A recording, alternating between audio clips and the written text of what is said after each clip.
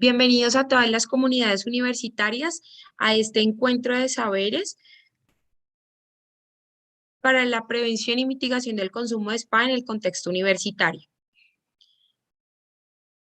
En esta oportunidad, nosotros como universidad anfitriona tenemos el gusto de invitar a los hospitales de San José y Hospital Infantil Universitario de San José, ya que nos van a apoyar con los servicios de toxicología clínica. Quiero darle la bienvenida a nuestro vicerrector de proyección social, el doctor Oscar Mendoza, quien dará las palabras de bienvenida. Muchas gracias, doctora Verónica.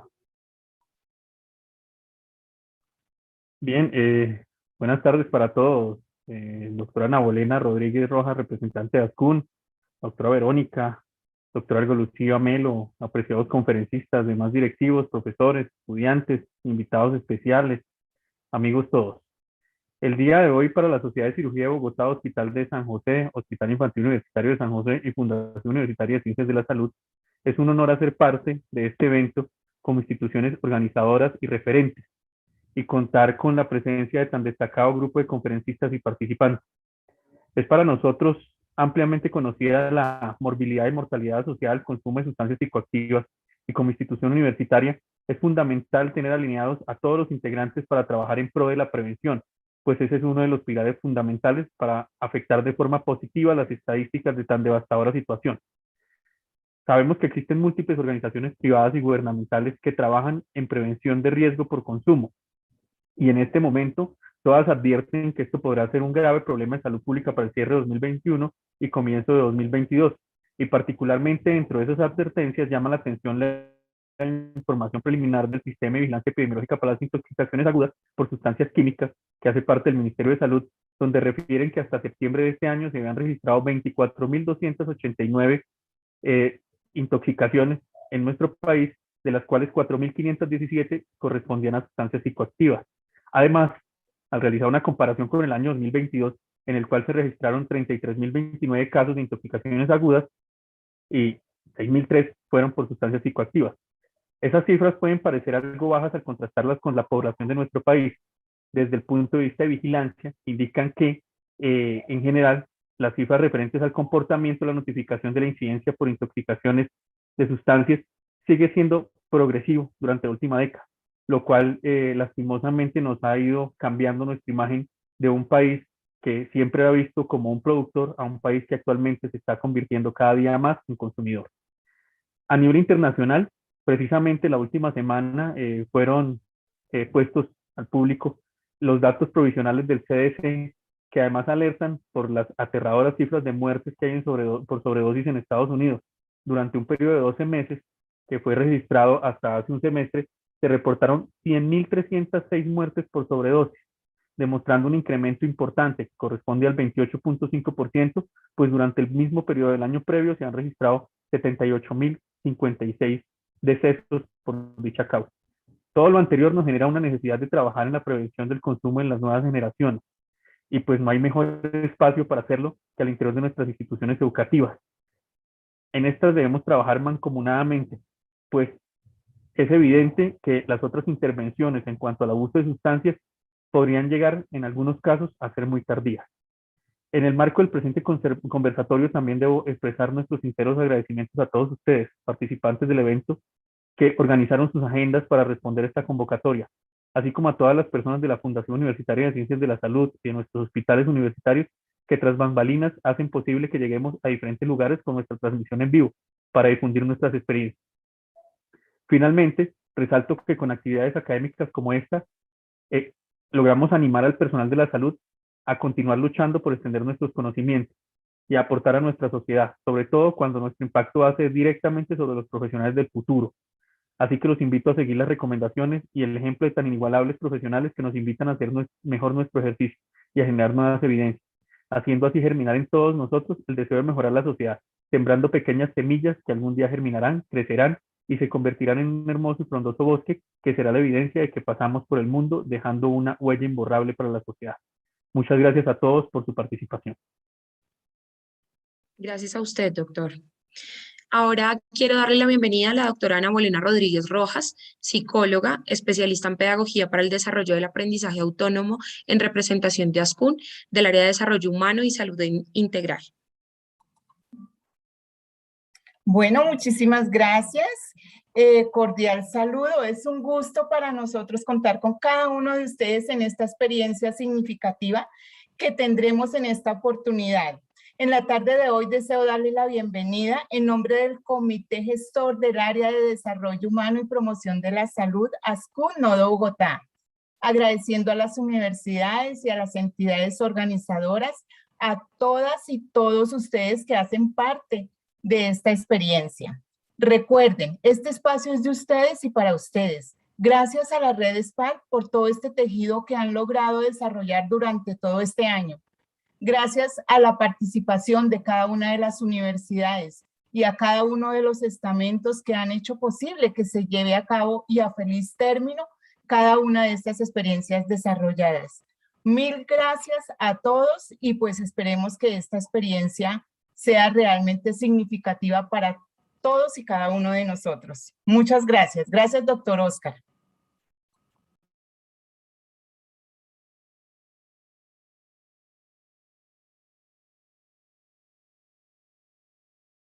Tienes el micrófono silenciado. Gracias a usted. Bueno, quiero presentarme, mi nombre es Verónica Manosalva, yo soy médica, soy especialista en toxicología clínica y adicciones, docente del programa de toxicología clínica y coordinadora del servicio de toxicología del Hospital de San José. Vamos a iniciar con las ponencias el día de hoy. La primera ponencia está a cargo del servicio de psiquiatría. Los doctores que nos van a acompañar son el doctor Paco Cuadros y el doctor Franklin Sierra, residentes del servicio de psiquiatría. La presentación a cargo se titula Experiencia desde la psiquiatría en la prevención del consumo de sustancias psicoactivas en un hospital universitario. Bienvenidos, doctores. Bueno, muchas gracias. Entonces voy a proceder a compartir mi pantalla.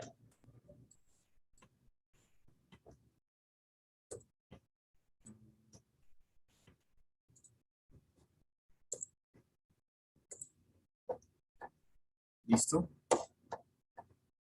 Entonces, ¿me confirman si se ve correctamente? Sí, sí, señor. Sí, doctor.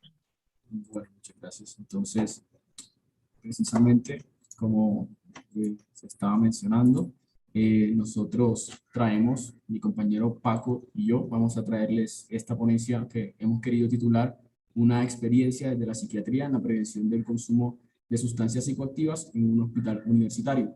Entonces, inicialmente queremos hacer una breve introducción sobre el tema, sobre por qué queremos estudiar el consumo de sustancias psicoactivas y posteriormente vamos a desarrollarlo a través de ciertos puntos. Vamos a ver cómo surge la iniciativa que les vamos a presentar, qué aprendizajes hemos tomado de esta, las dificultades que se nos han presentado en el corto tiempo que llevamos con este estudio y el material que hemos producido hasta ahora. Entonces, inicialmente, quería traerles a manera de introducción esta pequeña diapositiva en la cual vemos varios datos. Primero, pues, que durante las últimas décadas, sobre todo en la última década, se ha venido evidenciando una transición epidemiológica, ya que se ha aumentado la prevalencia de enfermedades crónicas, pero asimismo también se ha aumentado la prevalencia de trastornos mentales y sobre todo trastornos mentales asociados al consumo de sustancias psicoactivas, lo cual lo hace un tema de gran interés para nosotros desde el área de la psiquiatría. Sabemos que en estas últimas décadas no solamente se han aumentado los trastornos por consumo de sustancias, sino también los trastornos afectivos y también trastornos psicóticos como la esquizofrenia. En tercer lugar, tenemos la asociación que hay entre estas patologías mentales y el consumo de sustancias psicoactivas de manera adictiva, lo cual pues nosotros llamamos una patología dual. Entonces, la importancia que trae este tema es que genera una gran discapacidad, no solamente física, sino también a nivel mental y social en la población. De hecho, el uso de sustancias psicoactivas se ha transformado en una de las primeras causas de la pérdida de años de vida saludable, lo cual ha conllevado al desarrollo de políticas públicas que traten de mermar este fenómeno. Por ejemplo, tenemos la ley 1616 del 2013 que contempla a la salud mental como un derecho fundamental. pero también el Plan Decenal de Salud Mental, que se está ahora mismo en vigencia desde el 2012 hasta este año, que ya considera el área de la salud mental como una dimensión social que también tiene una gran importancia en este punto el consumo de sustancias psicoactivas, porque se sabe pues el gran compromiso que presenta. Entonces, a manera pues también de contexto, tenemos unos datos a nivel mundial que nos hablan de la importancia que tiene este tema. Sabemos que de estos datos de la OMS podemos concluir que la prevalencia de consumo de alcohol actualmente es aproximadamente unos 2.000 millones de consumidores y el consumo de sustancias psicoactivas ilícitas han presentado en la última década un aumento bastante importante, ya que se habla de aproximadamente más del 30%, representando unos 269 millones de personas a nivel mundial, y que se ha evidenciado que hay fenómenos como la pandemia que han afectado el aumento del consumo de estas sustancias, sobre todo en países en vías de desarrollo, que son los más vulnerables ante este fenómeno, y que una de las sustancias, o por decirlo de alguna manera, la sustancia que más se ha sufrido un aumento en la prevalencia del consumo y que actualmente es la más consumida a nivel mundial, es el cannabis, con una prevalencia de aproximadamente unos 192 millones de personas consumiendo. Ahora, de esta prevalencia de consumo de sustancias, aproximadamente unos 35 millones de personas cursan al mismo tiempo mental, lo cual pues hace que la patología dual sea un tema de tanto interés y que deba ser abordado de la manera correcta. Y teniendo en cuenta que el tema principal de esta reunión que estamos realizando actualmente es la prevalencia y tratar de realizar medidas que mermen el consumo en estudiantes universitarios, pues dentro de las estadísticas a nivel mundial se sabe que los adolescentes y los adultos jóvenes son los que presentan una mayor susceptibilidad al consumo de estas sustancias, lo cual pues representa el grupo etario que mayormente está compuesto por estudiantes universitarios. Ahora, hablando de las estadísticas que tenemos a nivel local en Colombia, pues los estudios han demostrado que aproximadamente un 50% de los consumidores de sustancias psicoactivas se encuentran entre los 18 y los 34 años, que como lo estábamos mencionando anteriormente, pues es la población con mayor susceptibilidad y que está representada en los estudiantes universitarios. En cuanto a las sustancias que mayor consumo presentan, de las sustancias lícitas, el alcohol representa un 84% de personas que alguna vez lo han consumido y que aproximadamente un 30% han tenido un consumo de alcohol durante el último mes. Y que también el consumo de cannabis sigue siendo pues, lo que representa el consumo de sustancias ilícitas más frecuentes a nivel de nuestra población colombiana. Ahora, dentro de los últimos estudios nos han traído unos datos que nos parecen muy interesantes, como por ejemplo que el consumo de sustancias psicoactivas ha sido similar en los estratos socioeconómicos, en los diferentes estratos, altos o bajos. Sin embargo, sí presenta un mayor impacto negativo en los estratos socioeconómicos bajos. Y pues ya concretamente hablando de la población universitaria, los estudios de prevalencia han demostrado que el consumo de alcohol está representado un 89% de estos estudiantes, el 1% consume regularmente cannabis, el consumo de cocaína está representado en un 7% y de benzodiazepinas aproximadamente en un 10.8%. Entonces, la importancia de hablar del consumo de sustancias psicoactivas y de los trastornos mentales en concomitancia yace básicamente en los diferentes modelos que se han propuesto para explicar por qué se da esta asociación. Entonces, varias teorías se han desarrollado, acá les traigo algunas de las más importantes.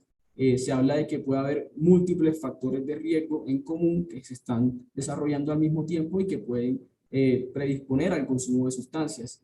También se habla, otras teorías comentan que el problema está en un desbalance de los neurotransmisores, sobre todo a nivel de los circuitos dopaminérgicos en la vía mesocortical y en el núcleo accumbens, que vienen a representar pues, el sistema de recompensas, pero también se habla de que debido a los cambios neurobiológicos que son secundarios al consumo de sustancias psicoactivas, pues se va a desarrollar posteriormente la predisposición para los trastornos mentales.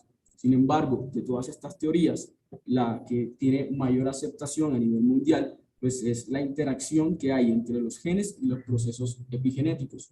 Aquí estamos hablando de una diátesis en la cual hay dos factores que son muy importantes, una predisposición genética ya demostrada y también a nivel epigenético los cambios que van a producir otros factores ambientales y que van a predisponer a la concomitancia del trastorno mental y el consumo de sustancias psicoactivas. Ahora, para nosotros es muy importante, ya que de aquí nace el estudio que les queremos presentar hoy.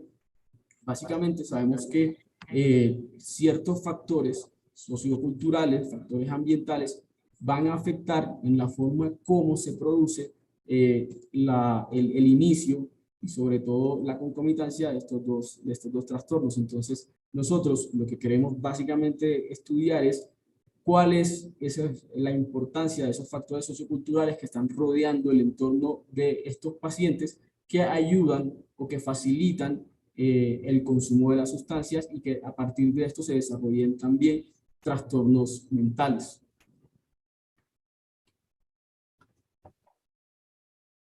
Bueno, muy bien. Entonces, ¿cómo surge esta iniciativa? Entonces, como lo venía mencionando el compañero Franklin, hemos puesto en evidencia que muchos de los pacientes que son interconsultados al servicio de psiquiatría presentan este antecedente del consumo de sustancias psicoactivas. Entonces, tenemos que casi un 30% de los pacientes tenemos un 30% de los pacientes que son valorados por nuestro servicio son interconsultados por el servicio de toxicología y sabemos que alrededor del 25% de nuestros pacientes en psiquiatría tienen ese antecedente del consumo de sustancias psicoactivas. Y lo que para nosotros es demasiado preocupante es que hemos puesto pues, en evidencia en nuestra práctica clínica y por supuesto esto apoyado de la literatura médica disponible, y es que estos fenómenos de patología dual van a cursar con un peor pronóstico, tanto de la enfermedad adictiva como de la enfermedad mental propiamente dicho. Y entonces hemos evidenciado pues en la práctica en el hospital universitario que, como lo mencionaba el doctor Mendoza en su introducción, la mayoría de los pacientes que son valorados por los servicios de toxicología y psiquiatría reciben una atención tardía, y esto, por lo que hemos podido ver, ha sido secundario a los múltiples itinerarios terapéuticos que va a recorrer el paciente a lo largo de toda su carrera terapéutica en la cual busca recibir algún tipo de ayuda. Y como también lo mencionaba Franklin, hemos evidenciado que la mayoría de factores de riesgo que se presentan en la enfermedad adictiva se presentan también en los trastornos mentales. Y lo que nos lleva realmente, lo que nos motiva fundamentalmente a la elaboración de esta investigación es la evidencia del gran componente sociocultural que tiene la enfermedad adictiva y el consumo de spa, que como lo mencionaba Franklin, hoy podemos entender que estos fenómenos son secundarios a una diátesis, es decir, un componente neurobiológico pues dado por la genética que no podemos modificar, y por el contrario, y por el otro lado, qué pena, tenemos un componente epigenético, es decir, un componente que viene ligado al medio externo, que estaría directamente relacionado con un componente sociocultural y que sería finalmente ese componente que nosotros podríamos entrar a modificar con nuestras estrategias de prevención. Entonces, la evidencia de que esta enfermedad adictiva y el consumo de spa tienen un gran componente sociocultural nos hace pensar que quizá una de las múltiples formas de abordar esta patología sea desde una perspectiva un poco más cualitativa y un poco más social.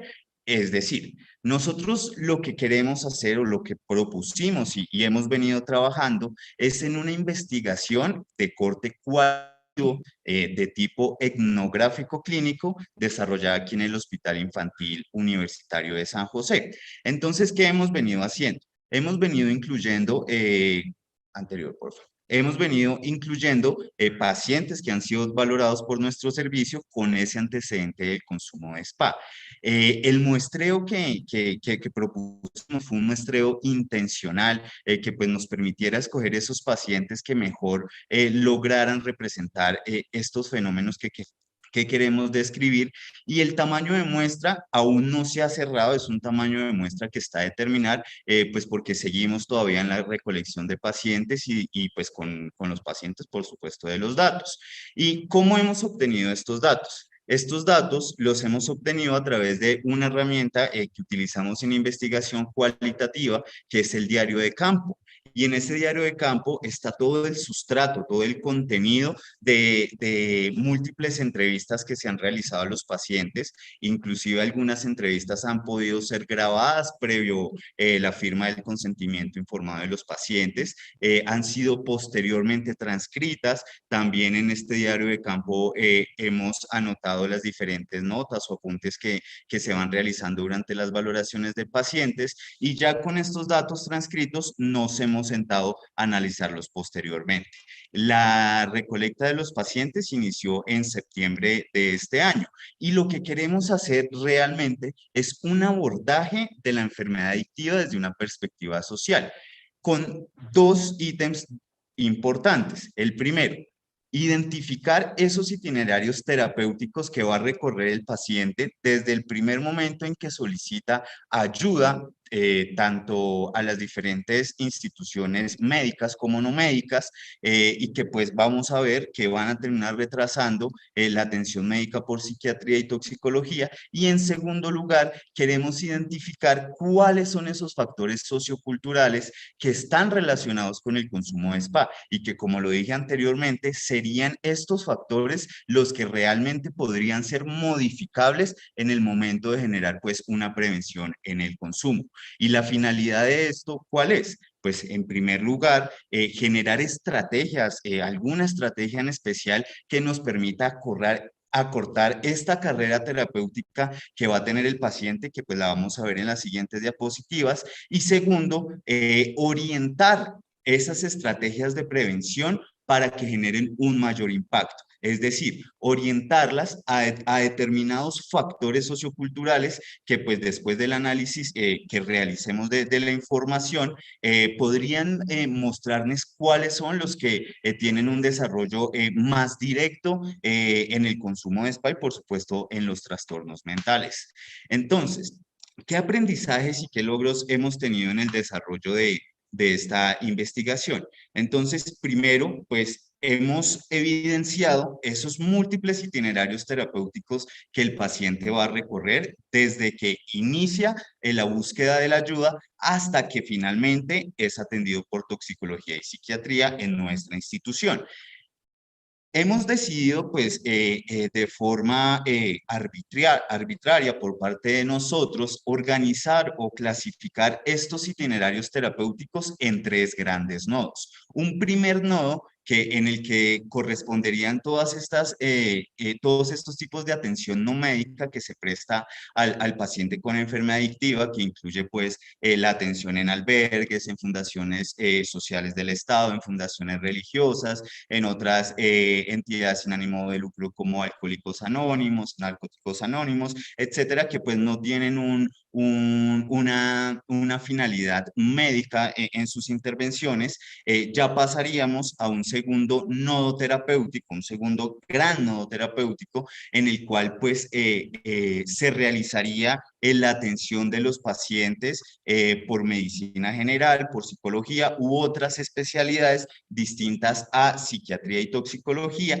Y finalmente tenemos un tercer gran nodo donde estaría la valoración conjunta por el servicio de toxicología y psiquiatría, que sería en este momento en el que el paciente termina su carrera terapéutica. Y lo que nos ha llamado la atención, por favor, dale atrás. Lo que nos ha llamado mucho la atención es que hemos evidenciado un fenómeno que hemos decidido tipificar o hemos decidido nombrar bucles terapéuticos.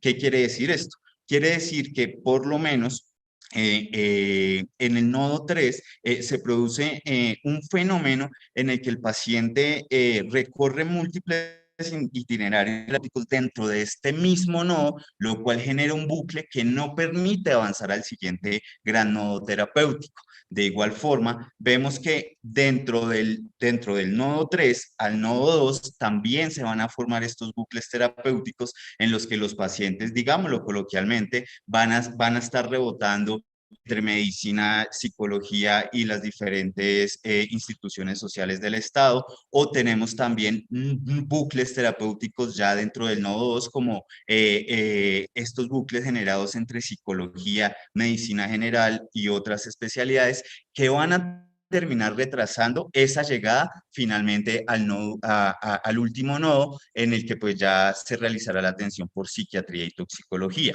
¿Y qué es importante mencionar de estos bucles terapéuticos? Y es que de acuerdo a los datos preliminares obtenidos por nosotros en este estudio, en el cual pues como vemos tiene un corte inicialmente cualitativo, sin embargo se emplean también diferentes herramientas cuantitativas o positivistas en la cual se busca también hacer un análisis de cuantificado de estos datos. Y hemos podido evidenciar que en promedio hay una demora de alrededor 10.4 años en nuestra muestra, desde el momento en el que el paciente consulta por primera vez a estas atenciones ambulatorias no médicas, hasta que finalmente recibe la atención especializada por psiquiatría y toxicología. ¿Y qué otros aprendizajes hemos tenido pues a lo largo de esta investigación? Seguramente, como pues lo sabrán muchos de ustedes y que inclusive se ha venido tratando este tema en eventos anteriores, es que la enfermedad adictiva se encuentra completamente estigmatizada y subestimada tanto en la población general como en el personal de salud. Este fenómeno lo hemos evidenciado aquí en el hospital, en el que encontramos que hay una gran desinformación tanto del personal médico como administrativo respecto a la enfermedad adictiva, lo cual pues sin lugar a duda puede llegar a generar esta estigmatización, y esa desinformación va a generar también una prolongación de la carrera terapéutica del paciente. ¿Por qué? Porque muchas veces se va a pasar como una patología menor que no requiere atención médica especializada, entonces no se va a remitir. Otro de los aprendizajes que pues, han sido muy valiosos durante esta investigación es que muchos de los pacientes con enfermedad adictiva o con consumo de psicoactivos van a tener algunos rasgos en caracteriales de la personalidad en común, y es que por lo menos hemos visto que alrededor del 60% de nuestros pacientes en nuestra muestra tenían rasgos límites de la personalidad, lo cual pues los hacía más propensos, por supuesto, al consumo de sustancias psicoactivas, y generan otros fenómenos como la poca tolerancia a la frustración, a la espera, lo que se traduce en salidas voluntarias y egresos tempranos. Y hay algo aquí que llamó bastante la atención durante el estudio, y es que se permitió observar un fenómeno que ha sido descrito en la literatura, principalmente de los internados y de la hospitalización, del fenómeno de hospitalización, que es la creación de un mundo interno y un mundo del personal que genera una brecha gigante en la relación médico-paciente. Y esto nos ha llevado a darnos cuenta de la necesidad que se requiere de la humanización en la atención y en los servicios de salud de estos pacientes con enfermedad adictiva. Identificamos a lo largo de la investigación que hay diferentes factores socioculturales, como por ejemplo la familia, el colegio, la universidad, el barrio, el conjunto residencial, los diferentes grupos sociales, inclusive el servicio militar, las fundaciones y albergues, la condición laboral y la pandemia, que para algunos pacientes se ha comportado como un factor de riesgo, pero para otros se ha comportado como un factor protector. Cada uno de estos factores va a variar, es decir, va a ser modificable dependiendo del contexto individual de cada persona. ¿Qué quiere decir esto? Esto quiere decir que realmente es posible que las estrategias de prevención que pues realizamos o que realizaremos posteriormente vayan a tener un impacto mucho más directo en la población y un impacto positivo si realmente intervenimos sobre estos factores que hemos evidenciado, que pues son realmente modificables, porque pues como ya sabemos, el componente neurobiológico es bastante complicado de modificar. Entonces, hemos por supuesto tenido unos logros y unas dificultades, y yo creo que uno de los principales logros que hemos tenido pues es la recolección de pacientes, dado que pues por fortuna para nosotros en esta investigación, el hospital infantil pues tiene un alto flujo de pacientes con enfermedad adictiva, pues lo cual nos ha logrado realizar esta aproximación cualitativa de este fenómeno sociocultural y pues nos ha permitido de una manera temprana, de una manera prematura, tipificar ya estos itinerarios terapéuticos que estarán siendo comunes en la mayoría de los pacientes y agruparlos en estos tres grandes nodos de los que les veníamos hablando.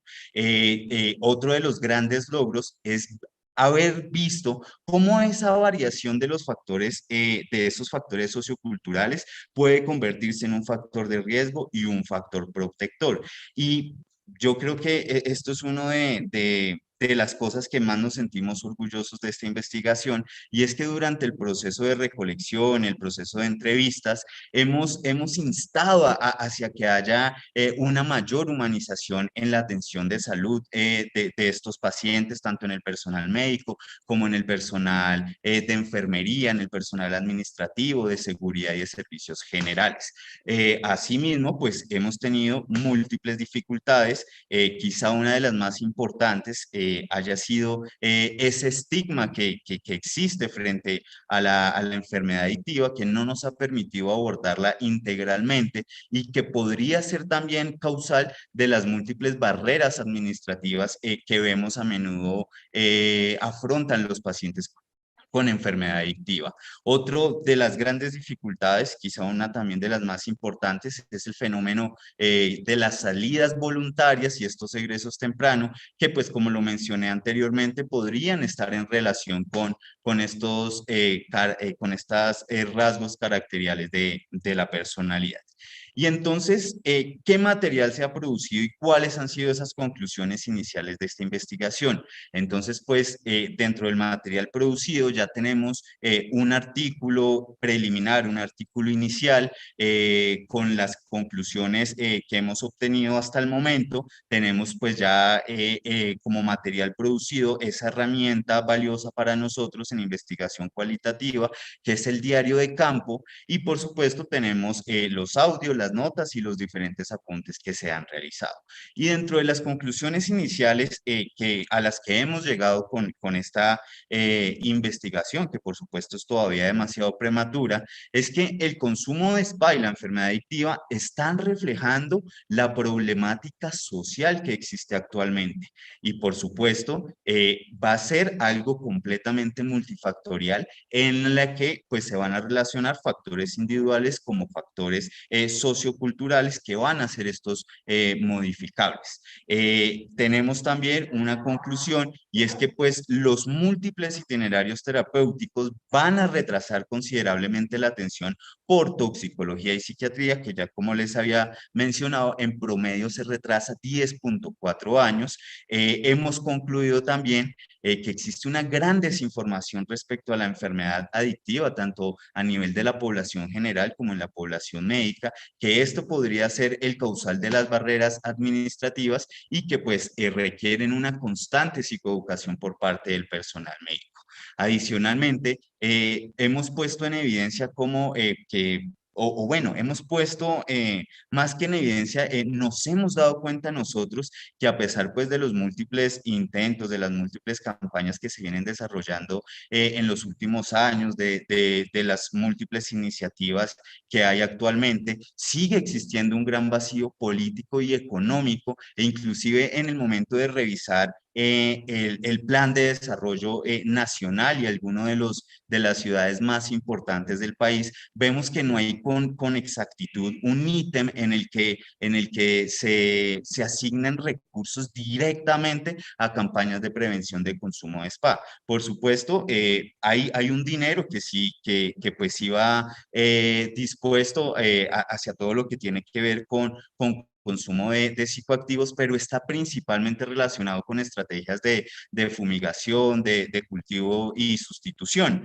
Entonces, vemos que seguimos sin abordar completamente un fenómeno que es completamente sociocultural y que necesita de un abordaje social para poder llegar pues, a un adecuado control. Entonces, nos lleva a pensar que también se requiere aplicación de rutas de atención temprana en estos primeros nodos terapéuticos para que se pueda acortar esta carrera terapéutica que va a tener el paciente.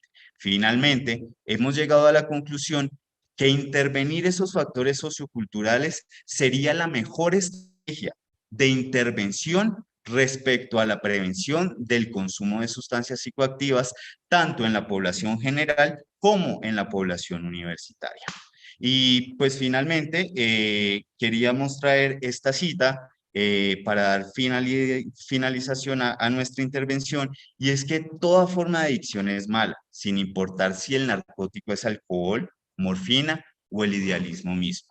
Y quizás sea este idealismo el que ha llevado a la perpetuación de todos estos fenómenos socioculturales que vemos que giran alrededor de la enfermedad adictiva. Y pues queríamos de paso agradecerles por el espacio que nos han brindado para compartir nuestra experiencia desde el Hospital Universitario en el servicio de psiquiatría. Muchas gracias, doctores. Excelente intervención. Bueno, continuamos con la ponencia a cargo del Servicio de Toxicología Clínica. Ellos nos van a hablar de la experiencia desde la toxicología clínica en la prevención del consumo de sustancias psicoactivas en un hospital universitario. Está a cargo de la doctora Laura Ortega, residente del servicio, y las doctoras Diana Pinilla y María Fernanda González, estudiantes de medicina de la FUCS y quienes pertenecen al semillero de investigación del servicio. Muy buenas tardes. Realmente es un placer para mí, digamos, hacer partícipe de este evento, aún más teniendo en cuenta que somos la proyección pues, de un programa de toxicología clínica que brinda la Fundación Universitaria de Ciencias de la Salud y que lo hace pues, desde el Hospital Universitario Infantil de San José y el Hospital de San José. De ahí que para nosotros es fundamental entender este problema y este fenómeno social, básicamente no solamente desde el individuo, desde el paciente, sino desde ese otro mundo y factores de riesgo como son su familia, su entorno social y también de esos factores protectores que muchas veces tenemos que identificar para poder hacer un manejo, un abordaje adecuado de este tipo de pacientes. Y obviamente lo hacemos en compañía de múltiples especialidades porque no solamente es un trabajo de toxicología clínica. De esta forma, quisiera mencionar que el programa como tal realiza varias actividades. No solamente está el manejo del trastorno del consumo de sustancias psicoactivas, sino también un trabajo de investigación de fondo a partir de la toxicoepidemiología, de toxicología ocupacional, ambiental y forense, ya esta última más asociada, digamos, al Instituto de Medicina Legal, y también lo que vemos, digamos, en el servicio de urgencias, que son los pacientes agudamente intoxicados. Pero el día de hoy, pues evidentemente vamos a profundizar en el manejo de estos pacientes con trastorno de consumo de sustancias psicoactivas. Bien sabemos que el trastorno por consumo de sustancias muchas veces es de uso recreativo y otras no. Vamos a puntualizar un poco más en las que son de uso recreativo, sin dejar de lado aquellas que no son recreativas, que muchas veces generan dependencia, estos fármacos o sustancias por prescripción iatrogénica o muchas veces por automedicación. Y dentro de ellos pues tenemos los opioides y las benzodiazepinas como bien lo conocemos. Pero en el contexto de trastorno de sustancias psicoactivas es fundamental resaltar qué conocemos de nuestra población. Y para eso, digamos que traigo a esta presentación lo que es el reporte de la Encuesta Nacional de Consumo de Sustancias Psicoactivas. Esta pues está reportada básicamente por el DANE es la última que tenemos, es el único reporte actualizado en la población nacional, y es fundamental entender y caracterizar nuestra población para entender qué factores son de riesgo, qué factores son protectores y a qué población estamos interviniendo. Entonces, en ese sentido, ¿qué nos muestra la gráfica? En una población de 12 a 65 años, nos muestra un consumo que por una parte, ustedes lo ven en la gráfica azul, está en las sustancias legales, en la rosada y verde ilegales, y digamos que estas verdes son un poquito minoritarias, pero ya mencionaremos por qué. Dentro de las legales sabemos que el alcohol en la sociedad es totalmente aceptado y que de hecho no es estigmatizado, incluso hasta a los jóvenes y adolescentes se les inculca su consumo, su ingesta de forma social, y por eso vemos pues que es la que mayor prevalencia tiene, sin dejar de lado que en este contexto o en esta gráfica no nos muestran cuál es el efecto deleterio de este consumo. Seguidamente está el tabaco, ¿sí? Y en el contexto pues de las sustancias ilegales está la marihuana como primera sustancia en el contexto de consumo, seguido de la cocaína. Y estas sustancias deleterias que les estaba mencionando, digamos que pese a que son minoritarias, no quiere decir que son despreciables, dado que son sustancias que generan un daño orgánico importante y además de eso generan un impacto, un daño social. Que fragmenta muchas veces la sociedad, que evita que sea productivo y que muchas veces no tenemos en cuenta a la hora de manejar pues, un paciente con este tipo de consumo de estas sustancias. Entonces, además de eso, el reporte también nos muestra entre sexo y edad cuáles son las poblaciones más frecuentemente asociadas al consumo. Si bien según el sexo, digamos que las mujeres en los últimos años han cobrado mayor relevancia en el contexto de consumo y ahora lo vemos en el reporte al menos de esta encuesta, y es que son mayoritarias a los hombres. No distan mucho, sí, pero evidentemente han cambiado las cifras con respecto a lo que sucedía pues previamente. Y esto nos lleva a preguntarnos qué factores están llevando a que esto suceda o cómo debemos intervenir de forma diferencial, si hay que hacer un enfoque diferencial, qué debemos hacer respecto a esto.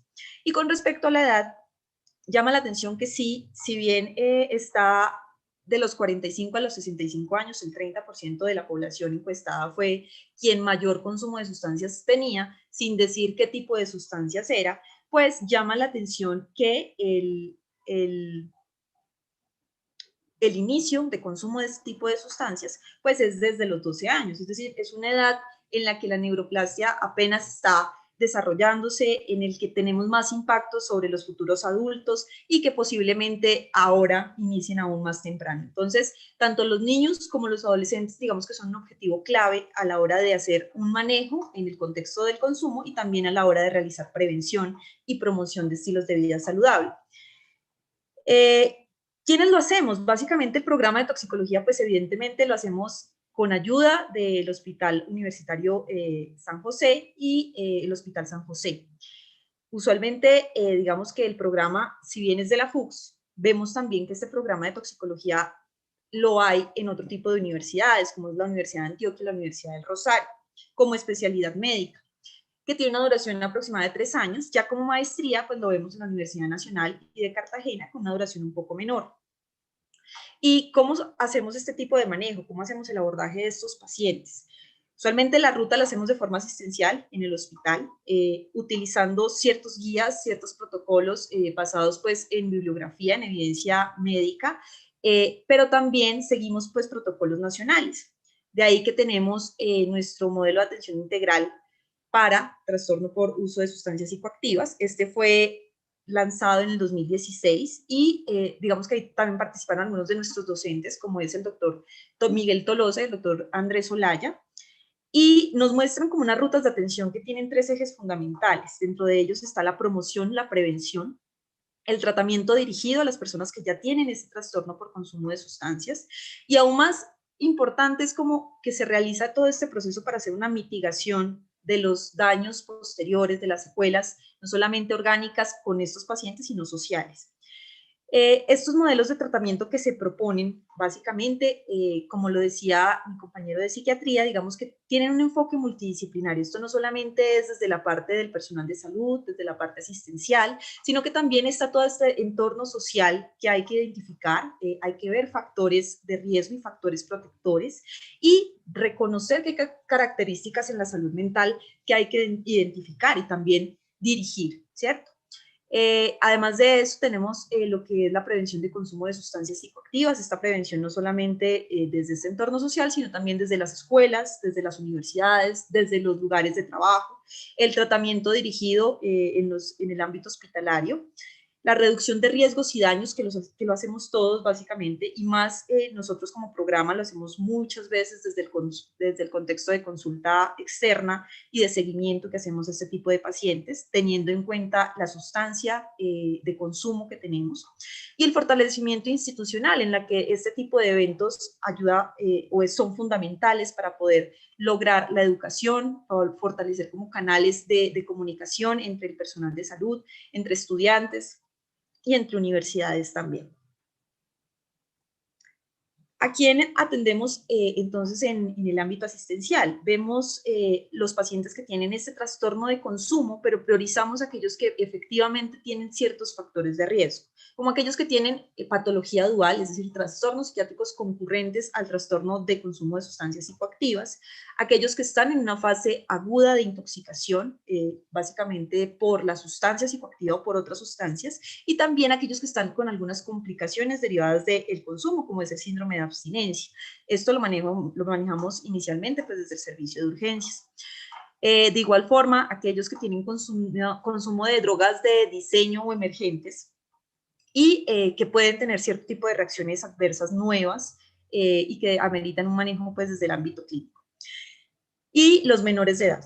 Prioritariamente aquellos menores de 10 años, pero no podemos olvidar que los adolescentes son un objetivo prioritario, al menos en todos los contextos, tanto en el contexto de salud mental como para el programa de toxicología y también para pediatría. De hecho, contamos pues con la ayuda del servicio de pediatría para hacer el direccionamiento de este tipo de pacientes.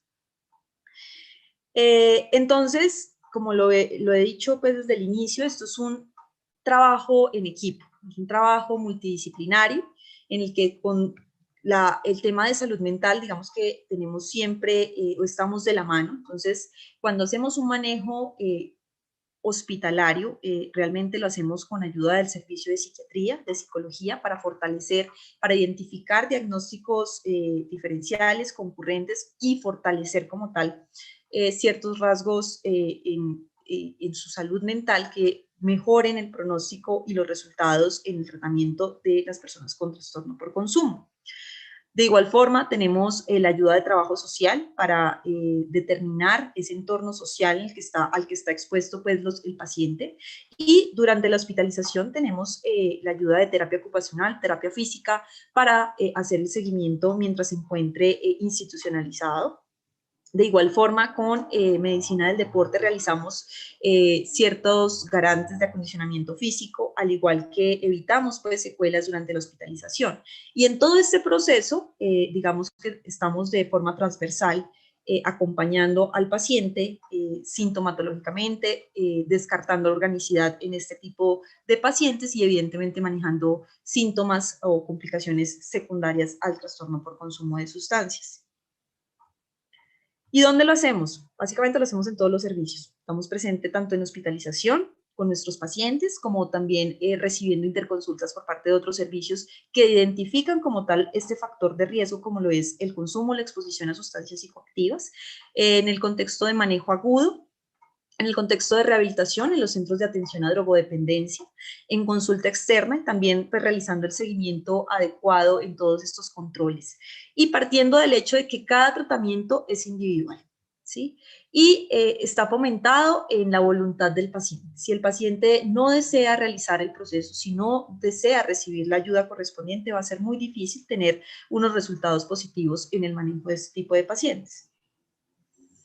¿Y quiénes lo hacemos? Bueno, este grupo integral, al menos de toxicología clínica, está conformado principalmente por los docentes, ¿sí? Que nos orientan, dirigen básicamente cuál va a ser el manejo de estos pacientes, por los residentes, como es mi caso, con una parte asistencial, una parte académica y también en algún punto un aspecto docente que estamos fortaleciendo cada día, y con los estudiantes internos, que son aquellos profesionales en un futuro que van a tratar a este tipo de pacientes.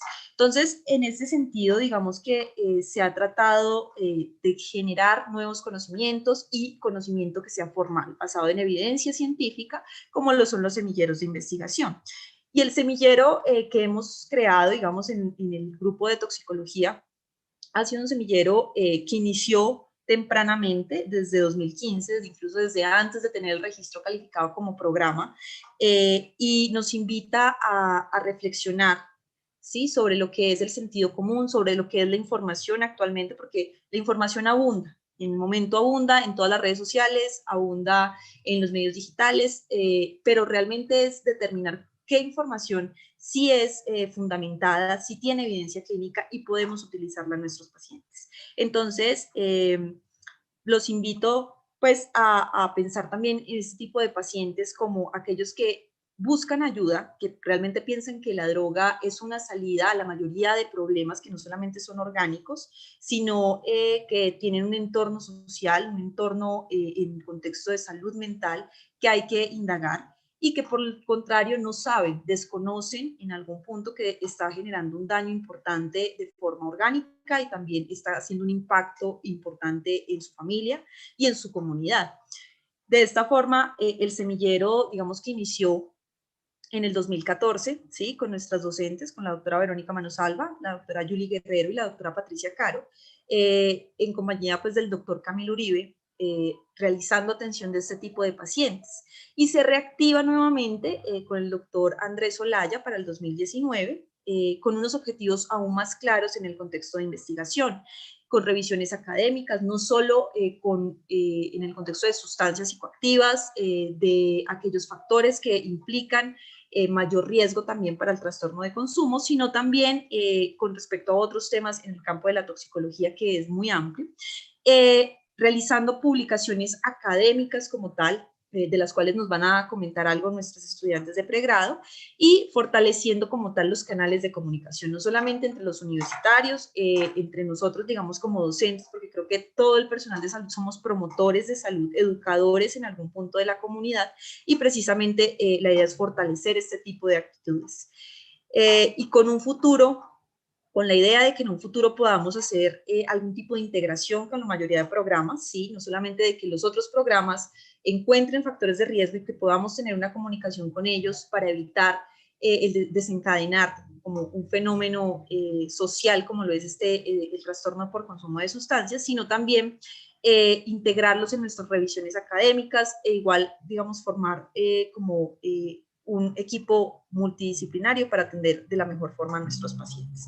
Entonces voy a dar cabida a nuestros estudiantes de pregrado para que nos comenten cuál ha sido su experiencia en el contexto pues del aprendizaje de semillero y aún más con el contexto pues de trastorno por consumo de sustancias psicoactivas. Bueno, buenas tardes. Mi nombre es Diana Carolina Pinilla Maya y soy estudiante de 10º semestre de Medicina de la FUCS. Y es muy grato para mí poder participar en el semillero de investigación de toxicología clínica. En estos 2 años en los que he participado en el semillero ha sido una experiencia muy enriquecedora para mí y para mis compañeros, y hemos aprendido a ver diferentes problemáticas relacionadas con la salud de manera global y crítica, como lo es el consumo de sustancias psicoactivas, el cual es un tema de interés en salud pública y tiene una alta prevalencia, la cual continúa un aumento, en especial en los jóvenes. Entonces, el semillero de investigación de toxicología clínica actualmente se encuentra conformado por el doctor Hernando Andrés Olaya Acosta, quien es el coordinador de investigación de toxicología clínica, también por la docente Patricia Caro, de toxicología clínica, y por los estudiantes María Fernanda González, quien es estudiante de 8º semestre, Laura Jimena Herrera, estudiante de 8º semestre, Ana Valeria Gutiérrez, estudiante de 11º semestre, Juliana Andrea Adarme, también estudiante de 11º semestre, Luisa Fernanda García, Jimmy Cristancho y María Camila Cortés, quienes se encuentran vinculados desde el 2020 y desde el 2021.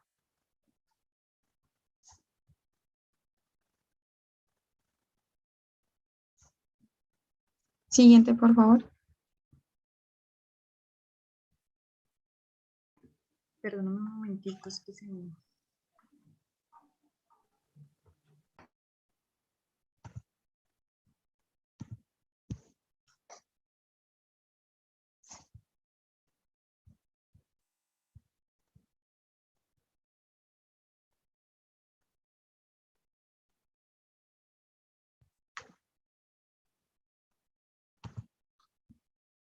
Bueno, respecto a mi experiencia, cuando ingresé al semillero de investigación, me llamó la atención pues, el hecho de que habían varios temas relacionados con la toxicología que no conocía o que los conocía de manera parcial, a pesar de que ya había acabado de pasar por sexto semestre, en el cual pues, se ve la materia de toxicología clínica.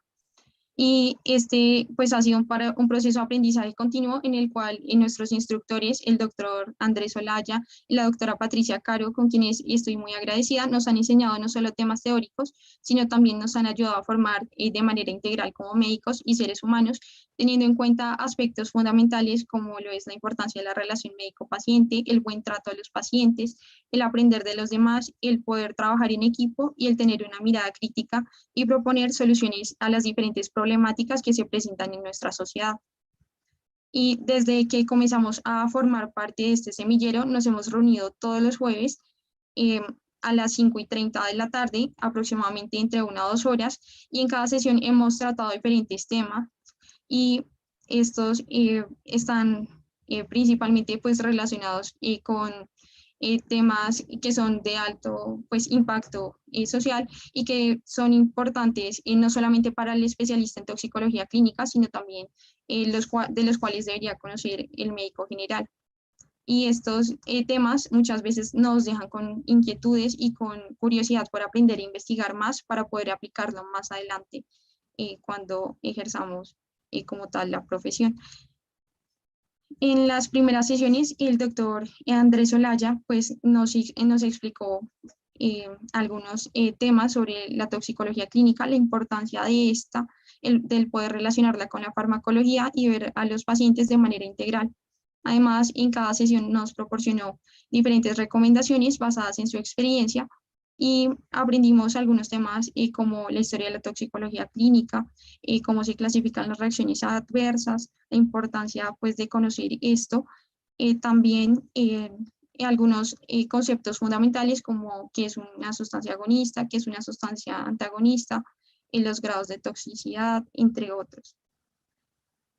Posteriormente, hacia finales del año pasado, inicios de este año, realizamos una revisión sistemática acerca del uso del cannabis medicinal en indicaciones médicas y aprendimos acerca de la situación epidemiológica respecto a este en nuestro país y el mundo, cuál es su farmacocinética, su farmacodinámica, sus presentaciones, también cuál es la situación del cannabis en el marco legal de nuestro país, con lo cual nos dimos cuenta pues, de que es una problemática que tiene un importante impacto social y que debería ser un área de investigación activa, dado que cada vez se estudia para nuevas indicaciones médicas, y además de ello vemos que se comercializa en diferentes presentaciones que no son estandarizadas y que tienen diferentes concentraciones de sus componentes, el tetrahidrocannabinol y el cannabidiol.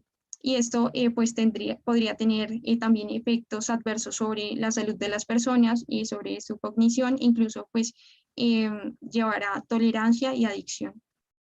Entonces, inicialmente vimos a grandes rasgos algunos de sus usos, como en el tratamiento de la espasticidad en esclerosis múltiple, el uso en el dolor oncológico, en la epilepsia refractaria, en el dolor neuropático. Y a partir de dicha exposición decidimos junto a los doctores escoger cada uno una de estas indicaciones, investigar esa profundidad para poder presentarlo en el Encuentro Nacional de Semilleros de Investigación o en una convocatoria interna. Entonces, inicialmente realizamos un póster y tuvimos el acompañamiento de los doctores, del doctor Andrés Olaya y de la doctora Patricia Caro, quienes semanalmente iban viendo nuestros avances y nos realizaban sugerencias. Finalmente, sometimos nuestros trabajos de investigación hacia el mes de julio a la convocatoria del Encuentro Nacional de Semilleros de Investigación y los 3 trabajos fueron aceptados. Posteriormente, hacia el mes de agosto en este año, lo presentamos en el Encuentro Nacional de Semilleros y a pesar pues, de que obtuvimos este producto de investigación, nuestra participación no ha terminado, es continua y hemos visto pues, que se han ido integrando nuevos estudiantes al semillero, los cuales son pues, de diferentes semestres, y hemos continuado realizando revisiones de tema acerca del consumo de sustancias energizantes, por ejemplo, sus efectos sobre la salud, la intoxicación por escopolamina y otros temas como el Patient Report Outcome, entre otros. Además, recientemente pues, nuestros compañeros han comenzado a realizar otros proyectos de investigación, como lo es el consumo de sustancias energizantes en estudiantes de medicina.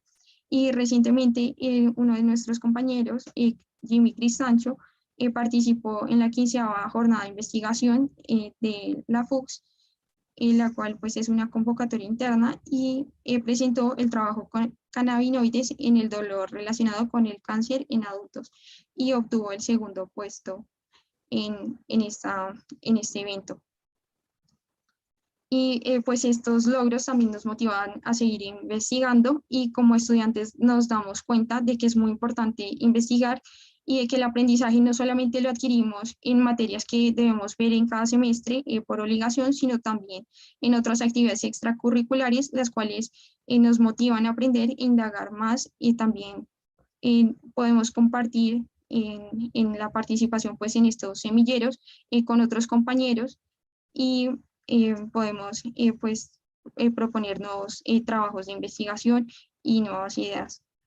Entonces, hacer parte del semillero de investigación es como recibir una semilla en donde cada integrante va cultivando el gusto por la investigación, y todo ello pues gracias al apoyo de docentes que se encuentran muy bien capacitados y que nos brindan siempre su apoyo, nos motivan a aprender e investigar y nos enseñan de sus propias experiencias, se interesan por el estudiante y nos ayudan a formarnos de manera integral como buenos médicos, teniendo en cuenta unos principios y valores.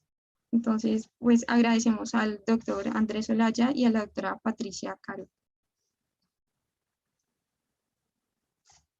por su apoyo.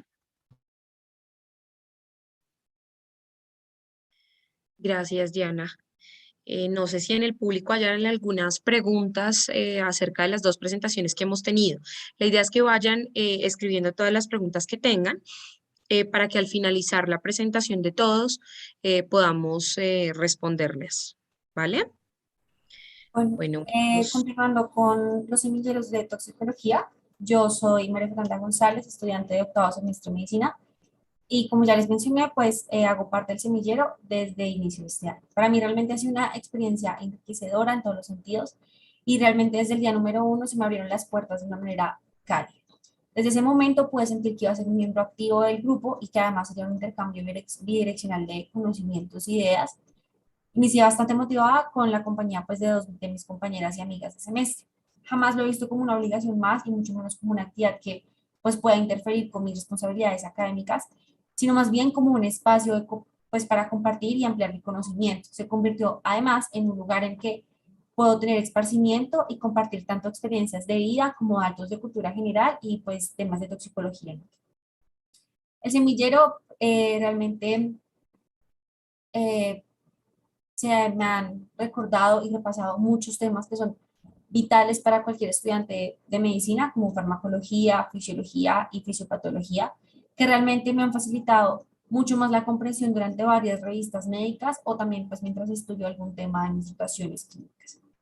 Hay que recalcar que a pesar de haber vivido pues esta experiencia medio año de manera virtual, esto pues no la hizo menos divertida, y pues posteriormente las reuniones que hemos podido realizar de manera presencial han logrado aumentar el compromiso de todos los integrantes y en lo personal pues aumentaron mi motivación. Somos un grupo, pues como se ve en la imagen que están viendo en las diapositivas, conformado en su mayoría por mujeres, estudiantes de medicina de distintos semestres, pero especialmente, qué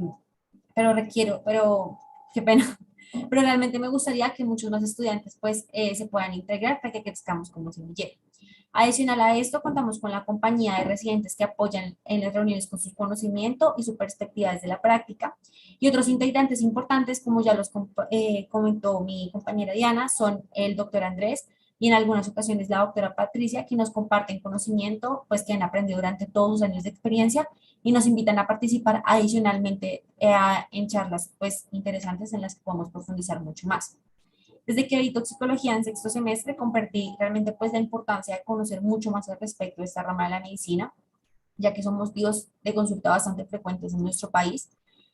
Y ha sido pues un espacio, como ya mencioné, de revisiones de tema que surgen de las ideas del grupo y de las dudas que tenemos.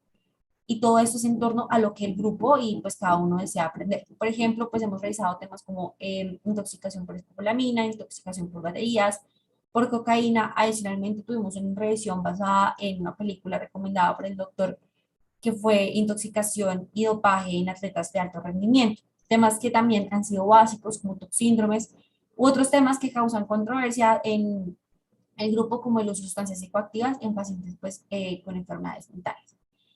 Dos revisiones de tema que han sido realmente claves para nuestro grupo de investigación fueron intoxicación por cannabis y por bebidas energéticas. De estas dos charlas no solamente resolví y aclaré esas típicas creencias o mitos que había tenido desde siempre, sino que surgió la idea como grupo de iniciar la investigación sobre el consumo de estas en nuestra universidad, específicamente en estudiantes de pregrado. Todo esto con el fin de conocer qué tanto saben los estudiantes sobre los efectos de esas sustancias y las razones principales por las cuales se consumen. En el momento de la actividad pues, que realmente ha sido más importante para la realización de este proyecto fue un club de revistas en el cual hemos revisado artículos como taurina, cafeína y bebidas energéticas, como una revisión de temas sobre todos los efectos que tienen estas sustancias a nivel del cerebro de los adolescentes, la cual nos muestra pues la importancia que tienen los efectos de estas sustancias, no solo de los que se podrían llegar a considerar beneficiosos, como lo son la mejoría de la atención, el razonamiento verbal a dosis que en los artículos se consideran como moderadas, hasta efectos adversos como alteraciones en cifras tensionales, en frecuencia cardíaca y aumento del estrés.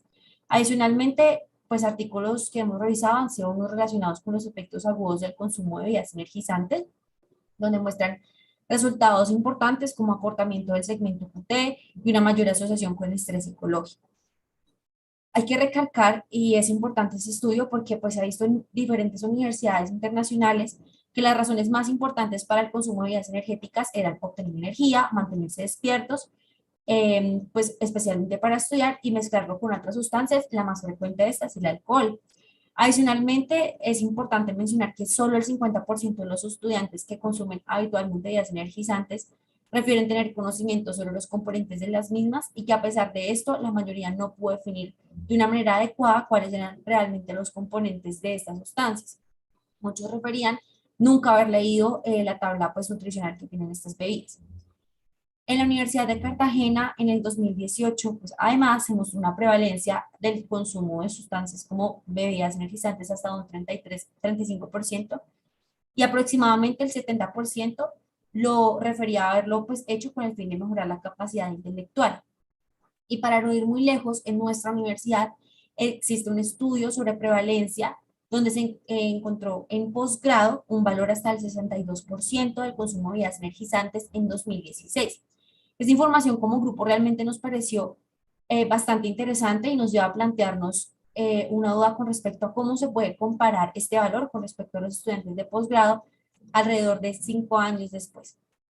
Ha sido un proyecto bastante emocionante que hemos construido poco a poco y la idea es no hacerlo solamente sobre bebidas energizantes, sino también extendernos a hacerlo al consumo de cannabis. De hecho, nuestra próxima reunión está encaminada a analizar artículos al respecto.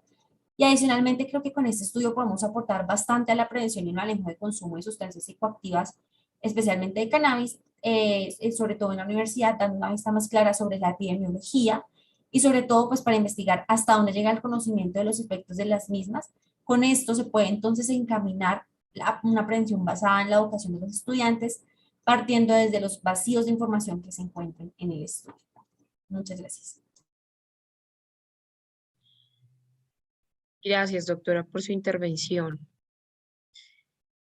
Bueno, continuamos con la charla a cargo del Servicio de Medicina Familiar, quien tendrá como ponente a la doctora Vanessa Marrugo.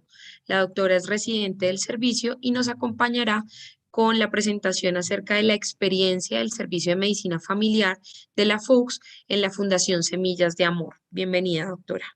Muchas gracias. ¿Me confirman si ven la pantalla? Sí, señora. Regálenme un segundo que no se proyecta completo.